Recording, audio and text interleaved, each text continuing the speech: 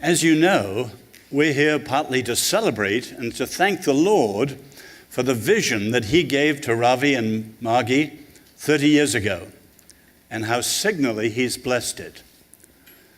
But of course, a time of celebration and gratitude also requires a time of rededication, which means a responsibility for what's coming as well.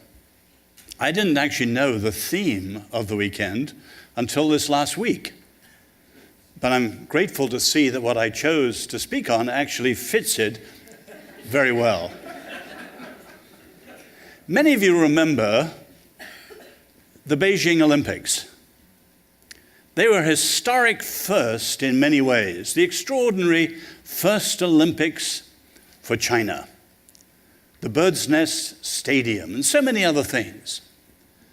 But sadly, they were also a historic first in an unwanted way for the US. Relays were introduced first in 1928. And every Olympics since then have always had at least one American medal winner on the podium. But in the 4x100 meters relay for both men and women in 2008, there were none for the very first time. And many of you remember why. You heard that tinny, hollow sound of the aluminium baton hitting the artificial track. The American runners had the strength and the speed, and they were only rivaled by a gentleman from Jamaica. But the fact was, they were brilliant individuals. They weren't a quartet. They were not a team. And there was no handover. Keeping watch requires a handover. In 1989, I was invited to the Lausanne Congress in Manila, and I was asked to speak on the topic of mission and modernity in 17 minutes. I groaned. It was the first time they'd ever addressed the issue. I did my best.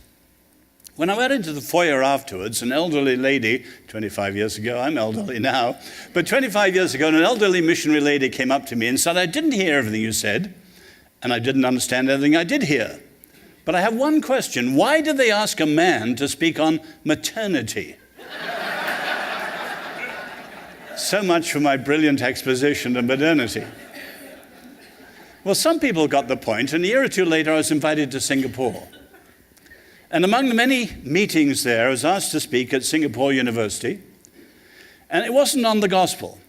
It was on something on modern society. I can't even remember what. But an eminent Chinese academic respondent stood up, and not knowing that I'm actually European, he said, "I want to make clear, despite these good remarks, that we in Singapore are interested in the Asian way, not the American way. And we want to follow Confucius, not Christ."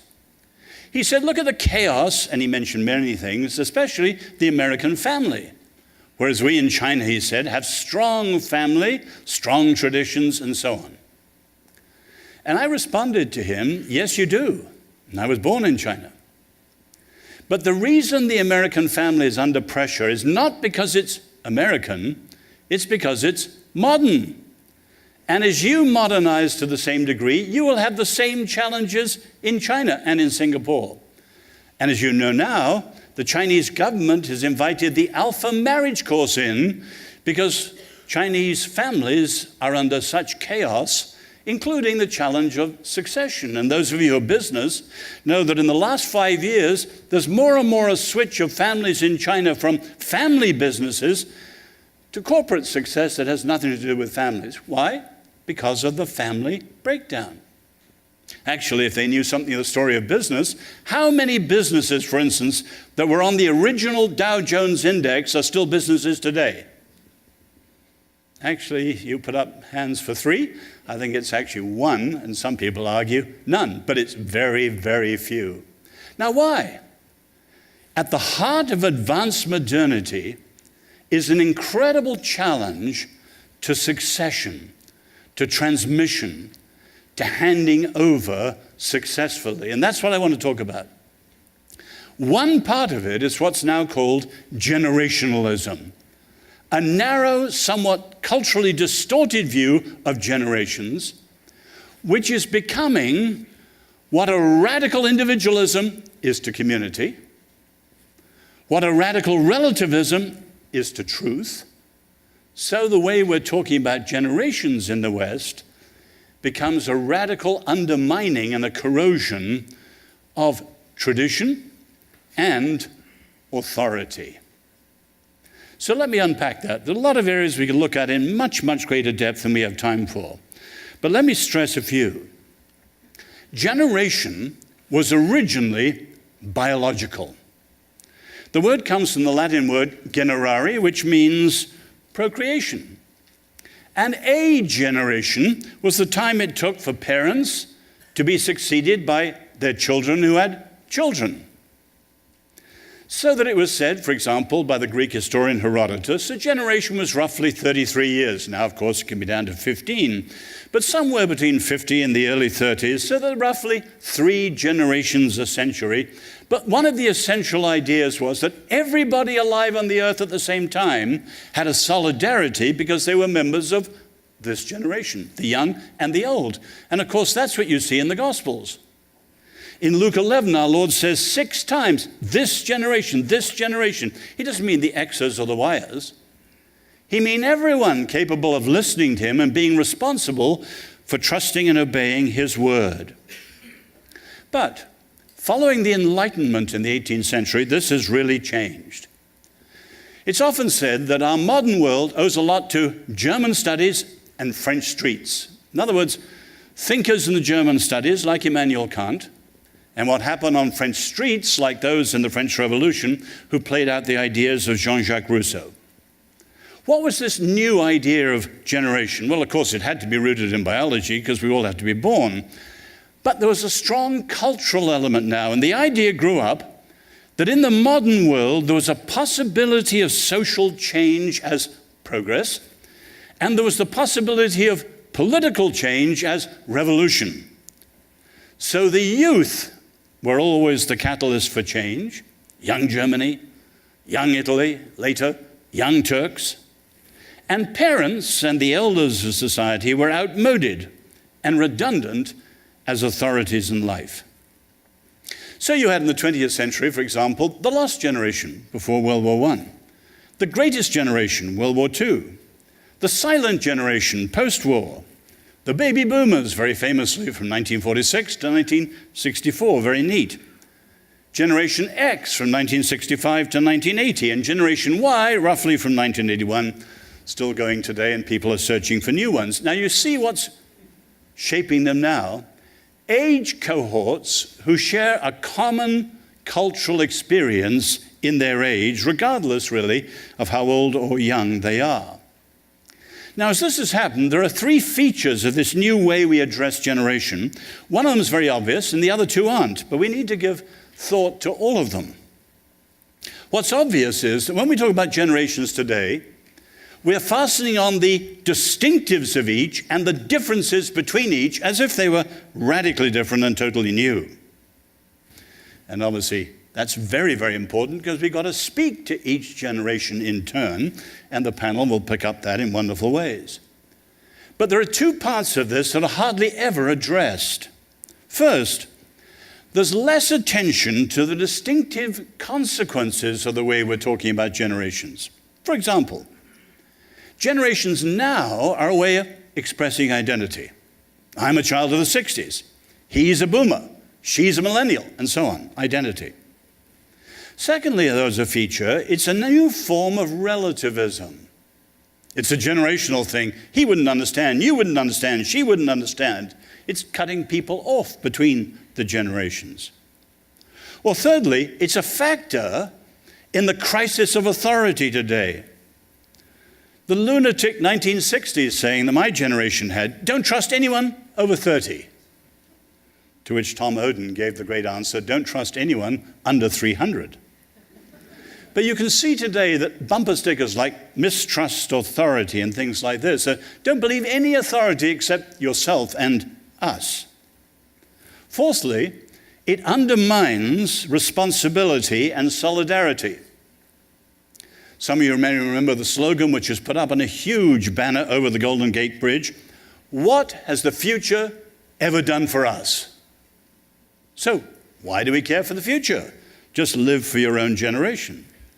So you can see many of today's problems are matters of generational irresponsibility. The deficit spending, cheerfully landing our children and great-grandchildren with enormous trillions of debt, or environmental carelessness. Both can be put down to a lack of generational solidarity and responsibility.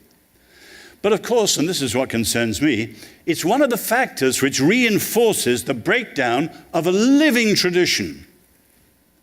The Spanish philosopher Ortega y Gasset used to say that generations, of course there are many of them, generations are the pulse beats of humanity, which means that no one is all important.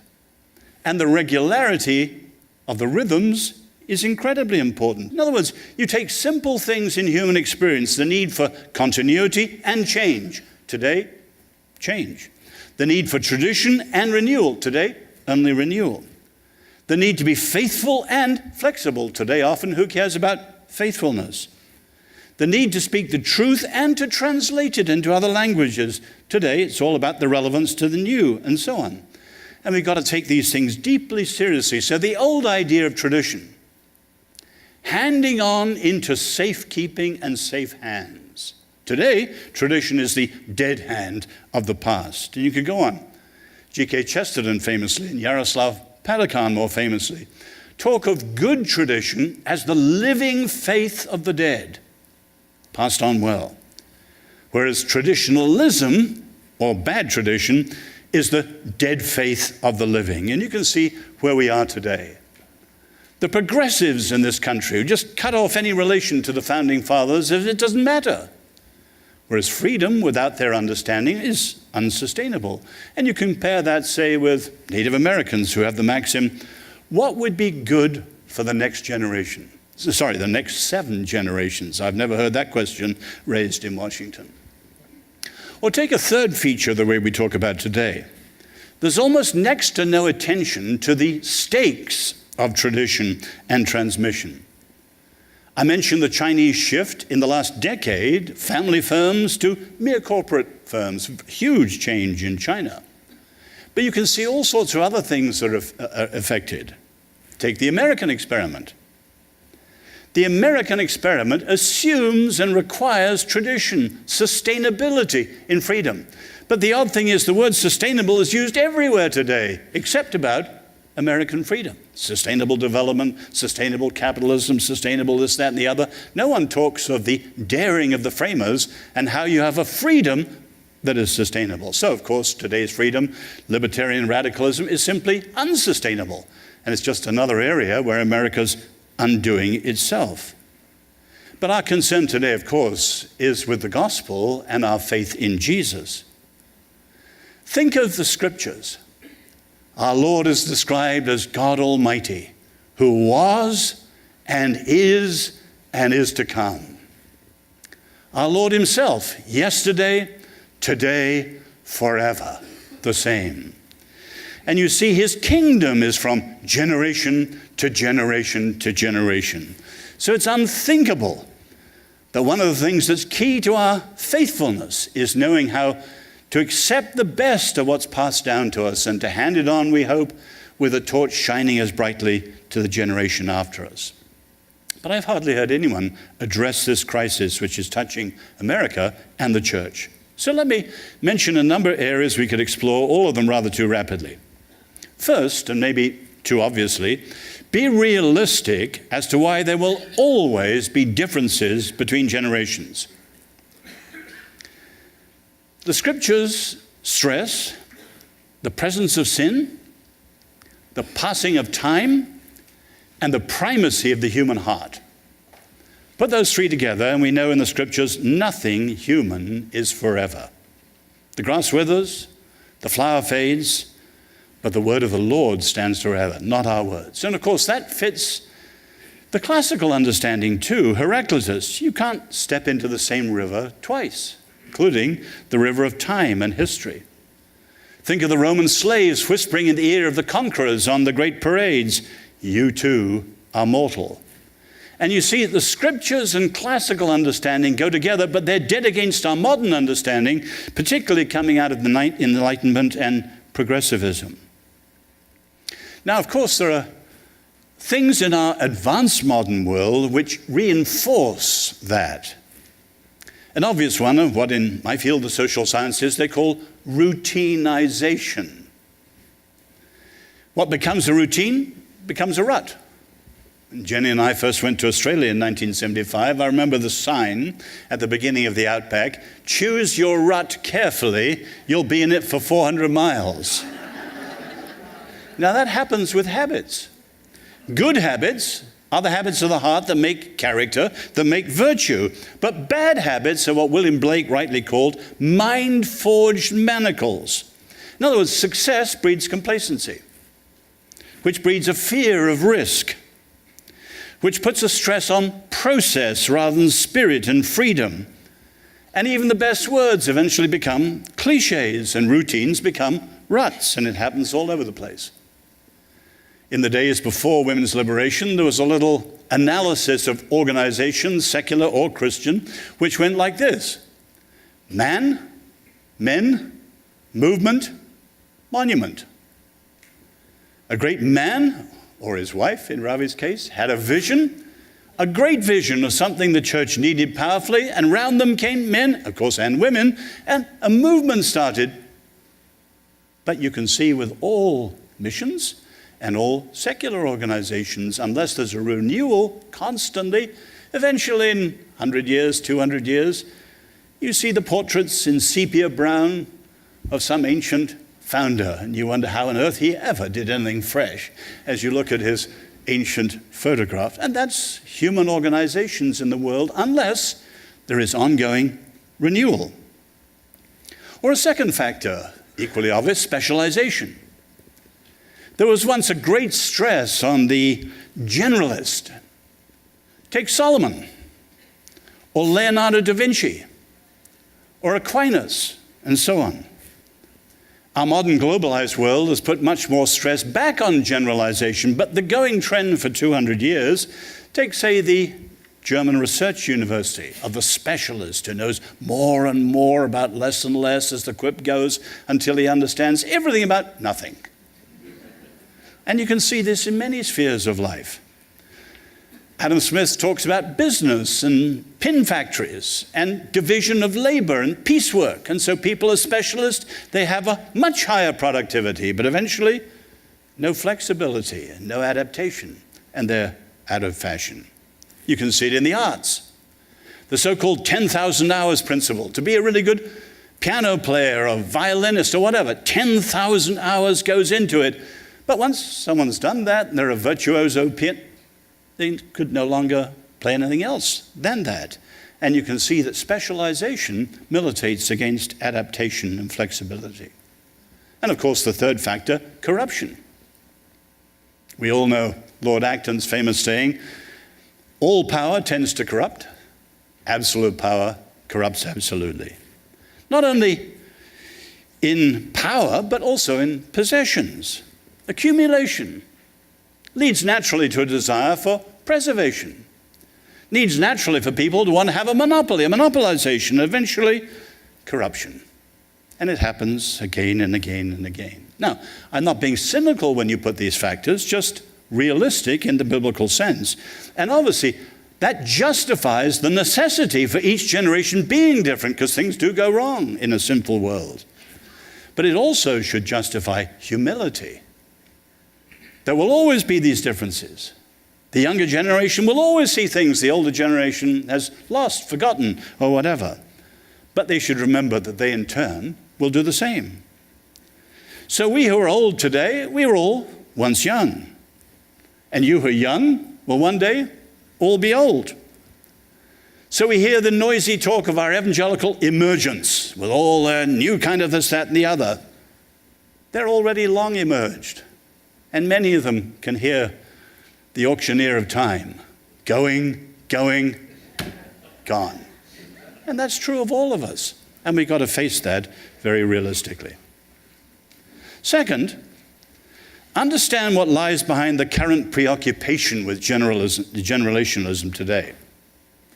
The underlying reason is obvious for us as followers of Jesus: sin. And whether you're looking at Genesis 3 or Romans 1, you can see that sin is always the claim to the right to myself, which includes the claim to the right to my view of things. And so you see the prophets characteristically attacking that little phrase, I am, and who but I? And that's the mentality of sin in every generation. And generationalism is simply a form of we are, and who but us, on the stage of history at the moment. You can see this, say, in John Milton's Paradise Lost. He points out, you see in the poem his wonderful development of Adam shifting from a being who lives through conversations with Eve, with the Lord. He's one person always in a mutual relationship. But after the fall, the rise of soliloquy. He's always thinking of everything in his own head. And sin cuts us off in that way. You have the extraordinary modern novel, Michel Houellebecq, Elementary Particles. And in this novel, he follows the course of a Frenchman right through the 60s, right up to today's world, into all sorts of things. Hippie communes, Marxist they all fail. And where does the book end? Masturbating. As Keith Richards of the Rolling Stones saying, masturbation, making love to your best friend. He's nothing else but himself. Now, what's behind the reinforcements of that today? An obvious one is the shift from the past to the future. If we take the three phases of time, the past, the present, the future, in the old days, the only one people knew about was the past. It had happened. It was in the can. They knew nothing about the rest of the world in their time except their small town or village. But now, we have instant, total information. We can see everything as it's happening across the world today. And of course, we know the future. Futurists are actually a quack science. They come along and tell us the next century. Really, they're just projecting things happening today on the future. But you can see today this great shift. For us, the moment that matters is the urgent now, as the future becomes the present. If you can grab that as a politician. C.S. Lewis often used to say that Samuel Johnson, who of course lived in the 18th century, was nearer to Seneca, who lived in the first, than he is to us. It's often said that 30 years of change today is the equivalent of 300 years of change in the past. Some even say 3,000 years of change in the past. But you can see the difference that makes. So there was a famous lecture in 1969 when Margaret Mead made this point and stunned people. For the first time in history, there are now no elders who know more than the young themselves about what the young are experiencing. And that, of course, then was new. And that's partly what gives rise to this irresponsibility. Here is a quotation from the so-called anti-oldies movement. And believe it or not, it comes from a British cabinet minister who's a Tory, in other words, a conservative. But in a speech, he said this: somebody needs to fight the selfish, short-sighted old. They're all the past, not the future. And in the debate that followed that, one person suggested that old age pensioners be allowed out on the streets once a week between 12 and 2 p.m. on Thursday.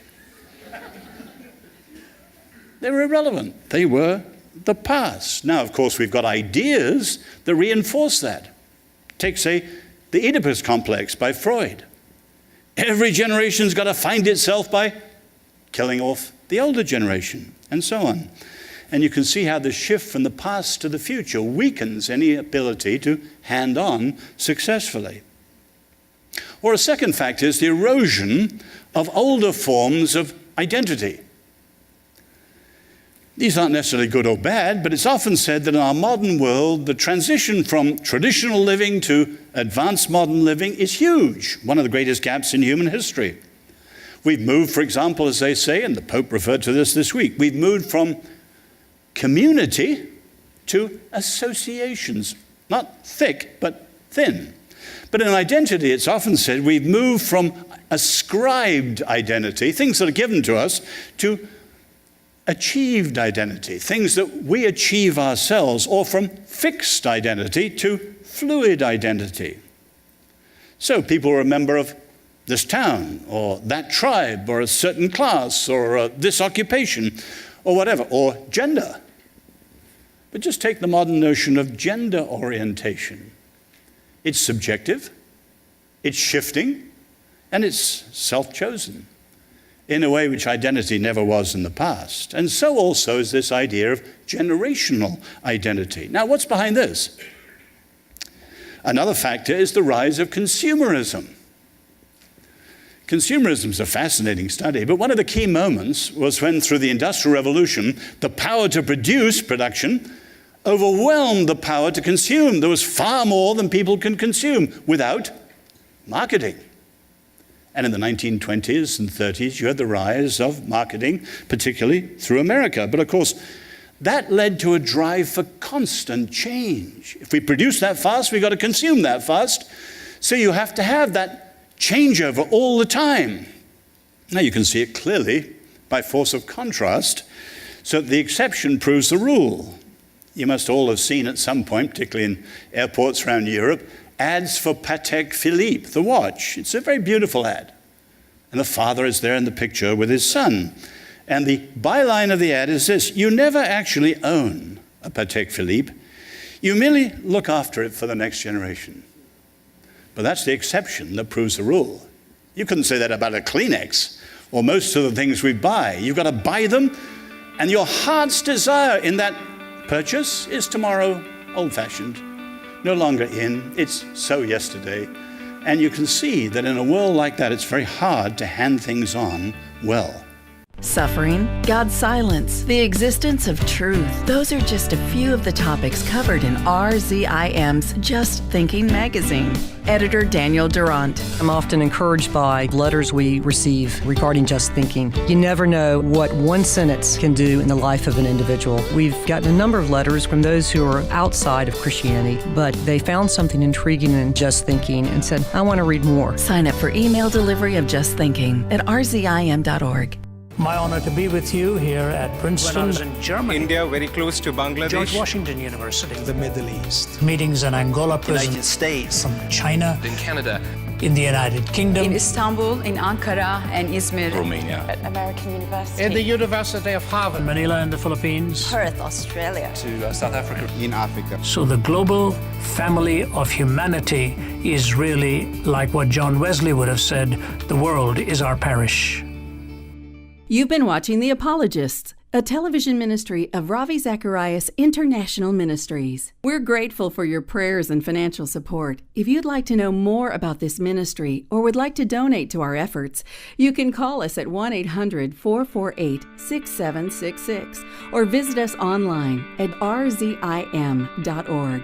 Our mailing address is RZIM, P.O. Box 921939, Norcross, Georgia 30010.